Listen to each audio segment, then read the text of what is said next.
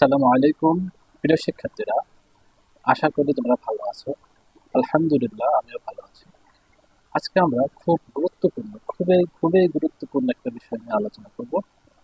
তোমাদের যারা 6 থেকে 9 পর্যন্ত পড়ো তাদের সামনে 3 তারিখ থেকে অর্ধবার্ষিক পরীক্ষা শুরু হবে।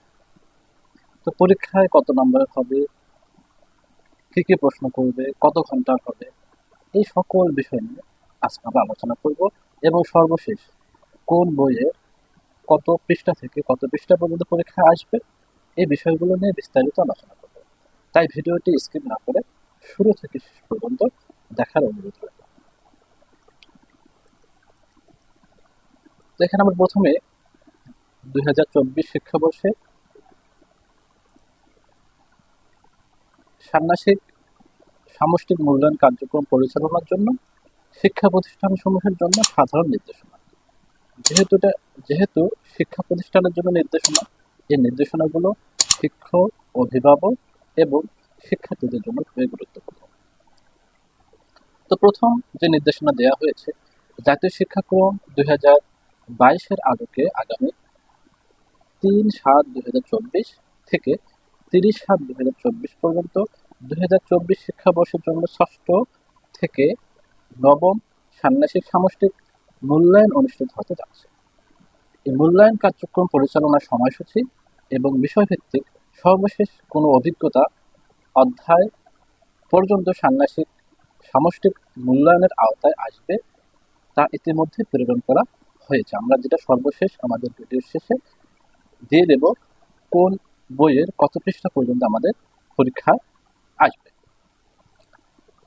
2 নম্বর যে বিষয়টা উল্লেখ করা হয়েছে, ষান্মাসিক সামষ্টিক মূল্যায়ন কার্যক্রম শুরুর পূর্বে অর্থাৎ 3/7/2024 তারিখের মধ্যে সম্পাদিত সকল বিষয়ের শিখন অভিজ্ঞতার পারদর্শিতার নির্দেশকসমূহ নৈপুণ্য অ্যাপে ইনপুট দিতে হবে। এটি শিক্ষকদের কাজ।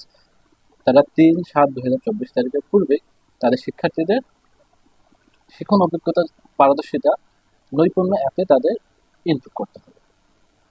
3 নম্বর নির্দেশনা আছে, মূল্যায়ন কার্যক্রম চলাকালীন অর্থাৎ 3/7/2024 থেকে 30/7/2024 পর্যন্ত নির্দিষ্ট দিবসে মূল্যায়ন কার্যক্রম ব্যতীত ষষ্ঠ থেকে নবম শ্রেণীর কোনো শ্রেণীর কার্যক্রম পরিচালনা করা যাবে না। এখানে কোনো ক্লাস হবে না, শুধু মূল্যায়ন হবে, অর্থাৎ পরীক্ষা হবে। 4 নম্বর যে নির্দেশনা দেওয়া হয়েছে, এটা হচ্ছে প্রেরিত সময়সূচি অনুসারে নির্ধারিত দিনে একটি বিষয়েরই মূল্যায়ন অনুষ্ঠিত হবে। অর্থাৎ নির্ধারিত বিষয়ের মূল্যায়ন কার্যক্রম নির্ধারিত দিনেই শেষ করতে হবে। যেদিন যে সাবজেক্টের মূল্যায়ন হবে সেদিন ওই সাবজেক্টের মূল্যায়ন অবশ্যই শেষ করতে হবে। এবং 5 নম্বর যে নির্দেশনা দেওয়া হয়েছে, বিষয়ভিত্তিক মূল্যায়ন কার্যক্রম নির্ধারিত দিনে সর্বোচ্চ 5 ঘন্টার মধ্যে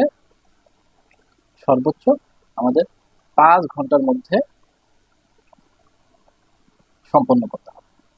তবে মূল্যায়ন কার্যক্রমের উপর নির্ভর করে একটি মধ্যবর্তী বিরতি দেওয়া যেতে পারে। এই বিষয়টা খুব ইম্পর্টেন্ট। পরীক্ষা 5 ঘন্টার মধ্যে অবশ্যই শেষ করতে হবে। কোনো টিচার যদি চায় তাহলে মাঝখানে একটা বিরতি দিতে পারে।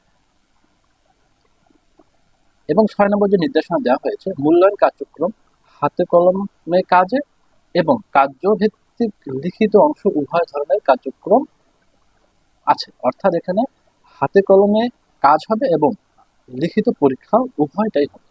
হাতে কলমে কাজের জন্য প্রয়োজনীয় উপকরণ, লিখিত অংশের জন্য প্রয়োজনীয় খাতা, এগুলো কোনো শিক্ষার্থী বহন করবে না, প্রতিষ্ঠান থেকেই শিক্ষা প্রতিষ্ঠান থেকেই দেওয়া হবে। এবং 7 নম্বর যে বিষয়টা খুবই ইম্পর্টেন্ট শিক্ষার্থীদের জন্য, 7 নম্বর বিষয়ে বলা হয়েছে বিষয়ভিত্তিক মূল্যায়নে উপকরণ বৈচিত্র্য রয়েছে এবং বিস্তারিত মূল্যায়ন নির্দেশিকায় উল্লেখ করা থাকবে। এখানে 3টা ভাগে ভাগ করা হয়েছে। মূল্যায়ন কার্যক্রম হাতে কলমে কাজ হবে। এই হাতে কলমে কাজে যে যে উপকরণগুলো লাগবে, উপকরণগুলো হচ্ছে শিক্ষার্থীর সংখ্যা বিবেচনায় পোস্টার তৈরির জন্য সাদা রঙিন কাগজ, ছাইন পেন, আঠা, গাম ইত্যাদি, কাঁচি ইত্যাদি লাগবে। এগুলো কখন লাগবে? হাতে কলমে কাজের ক্ষেত্রে। এবং লিখিত অংশের ক্ষেত্রে শিক্ষা প্রতিষ্ঠান থেকে 16 পাতার খাতা, প্রয়োজনীয় অতিরিক্ত পাতা সরবরাহ করতে হবে। অর্থাৎ প্রথম অংশ হচ্ছে হাতে কলমে কাজ। এক্ষেত্রে আমাদের শিক্ষা প্রতিষ্ঠান থেকে সাদা রঙের কাগজ, সাইন পেন, কাঁচি, আঠা ইত্যাদি সরবরাহ করা হবে এবং লিখিত অংশের জন্য 16 পাতার একটি খাতা শিক্ষা প্রতিষ্ঠান থেকে দেওয়া হবে। কোনো শিক্ষার্থীর জন্য যদি এর চেয়েও অতিরিক্ত খাতার প্রয়োজন হয় তাহলে তাও সরবরাহ করা হবে শিক্ষা প্রতিষ্ঠান থেকে। এবং গ নম্বরে বলা হয়েছে মূল্যায়নপত্র অর্থাৎ প্রশ্নপত্র। এই যে সরবরাহকৃত মূল্যায়নপত্র শিক্ষার্থীর নির্দেশনা, মূল্যায়ন, প্রশ্নপত্রের অংশটি ফটোকপি করে সকল শিক্ষার্থীদের সরবরাহ করতে হবে। এই বিষয়টা আমি নিচে বিস্তারিত আলোচনা করতেছি। নিচে এই বিষয়ে একটি নির্দেশনা দেওয়া আছে। এখন 8 নম্বর বলা হয়েছে উপকরণ সরবরাহের ক্ষেত্রে মনে রাখতে হবে কোন উপকরণেই যেন ব্যয়বহুল না হয়, অর্থাৎ রিসাইকেল, রিউজ, আপসাইকেল উপকরণ ব্যবহার করতে হবে। অভিভাবক বা শিক্ষার্থীকে উপকরণ সরবরাহের জন্য কোনো নির্দেশনা প্রদান করা যাবে না। এই বিষয়টা আমাদের মনে রাখতে হবে যে কোনো স্টুডেন্ট বাসা থেকে খাতা, রং পেন্সিল, কাঁচি কোনো কিছুই সরবরাহ করবে না, সব শিক্ষা প্রতিষ্ঠান থেকে দেওয়া হবে। এখন 10 নম্বরে বলা হয়েছে মূল্যায়ন কার্যক্রম পরিচালনার জন্য শিক্ষার্থীদের অভিভাবকের নিকট থেকে সীমিত পরিমাণে মূল্যায়ন কার্যক্রম পরিচালনা ফি নেওয়া যেতে পারে, অর্থাৎ পরীক্ষার ফি খুব সীমিত পরীক্ষার ফি নেওয়া যেতে পারে। এবং 11 নম্বর যে নির্দেশনা দেওয়া হয়েছে যে তোমাদের যে আমরা এখানে আলোচনা করেছিলাম গ নম্বরে আলোচনা করেছিলাম মূল্যায়নপত্র অর্থাৎ প্রশ্নপত্র আমরা কিভাবে পাবো, কিভাবে প্রশ্ন আসবে, এই বিষয়ে বলা হয়েছে যে মূল্যায়ন কার্যক্রম পরিচালনার জন্য মূল্যায়ন কার্যক্রম শুরুর পূর্বের দিন নৈপুণ্য অ্যাপের প্রতিষ্ঠান ড্যাশবোর্ড এবং সংশ্লিষ্ট অধিদপ্তরের ওয়েবসাইটে পাওয়া যাবে। অর্থাৎ যেদিন পরীক্ষা হবে তার আগের দিন নৈপুণ্য অ্যাপের মাধ্যমে প্রতিষ্ঠানের জন্য প্রধান শিক্ষক তার কাছে যে নৈপুণ্য অ্যাপের পাসওয়ার্ড আছে, এই পাসওয়ার্ডের মাধ্যমে তিনি প্রশ্নপত্র সংগ্রহ করতে পারবেন এবং এই প্রশ্নপত্র যতজন স্টুডেন্ট আছে প্রত্যেক স্টুডেন্টের জন্য আলাদা আলাদা ফটোকপি করে পরীক্ষার দিন সরবরাহ করবে। এই ছিল আমাদের জাতীয় শিক্ষাক্রম ও পাঠ্যপুস্তক বোর্ড থেকে নির্দেশনা যে তোমাদের সামনে দ্বিতীয় অর্ধবার্ষিক পরীক্ষা হবে। অর্ধবার্ষিক পরীক্ষা 65 মার্কের লিখিত হবে এবং 35 মার্কের হাতে কলমে কাজে হবে। এখন এই 35 মার্কের হাতে কলমে কাজ এবং 65 মার্কের যে লিখিত পরীক্ষা এর জন্য তোমাদের কোনো কিছু বাসা থেকে সরবরাহ করতে হবে না, বাসা থেকে কোনো কিছু নিয়ে যেতে হবে না, আর স্কুল থেকে সবকিছু সরবরাহ করা হবে এবং এর জন্য সামান্য পরিমাণ পরীক্ষার ফি নেওয়া যেতে পারে এবং প্রশ্নপত্র স্কুলের স্যাররাও করবে না, এটা আমাদের জাতীয় শিক্ষাক্রম ও পাঠ্যপুস্তক বোর্ড কর্তৃক সরবরাহ করা হবে। পরীক্ষার আগের দিন স্যাররা সংগ্রহ করবে এবং ওই দিন ফটোকপি করে পরীক্ষার দিন সকল শিক্ষার্থীদেরকে সরবরাহ করা হবে। এছাড়া আমাদের পরীক্ষার বিষয় সম্পর্কে কিভাবে পরীক্ষা হবে, কত মার্কের হবে তা আমরা জানলাম।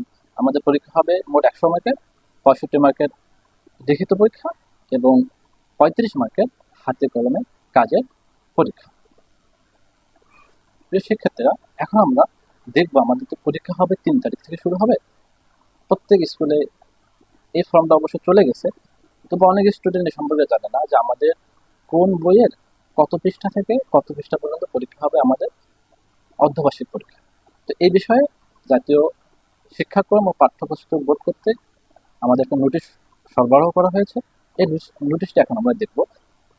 তো প্রথমে আছে আমাদের এখানে বাংলা বিষয় সম্পর্কে।